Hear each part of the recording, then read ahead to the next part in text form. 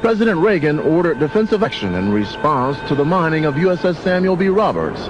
On the morning of April 18th, two Iranian oil platforms, Sassand and Siri, were destroyed by naval gunfire and demolitions. They must know that we will protect our ships, and if they threaten us, they'll pay a price. Evacuate the platform immediately.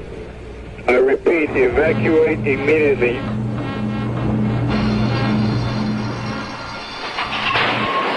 In response, an Iranian patrol boat fired on U.S. forces at the Siri platform, only to be sunk by USS Simpson and USS Wainwright.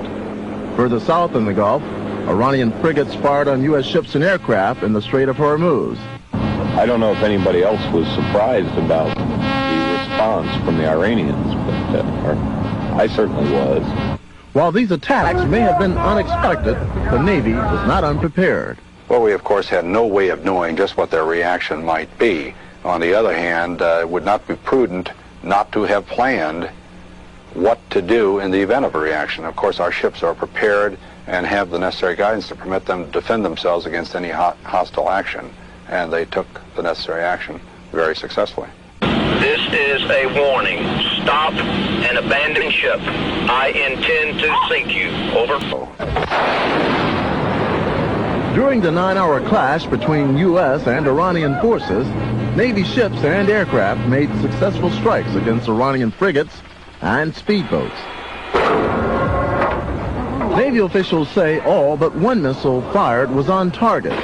Meanwhile, when the Iranians were launching missiles at U.S. ships, sailors fired metal chaff into the air to confuse those missiles' guidance system. The result, all of the Iranian missiles fired missed. Naval aviators were also ready. All of the A-6 Harpoons were direct hits, as were the laser-guided bombs.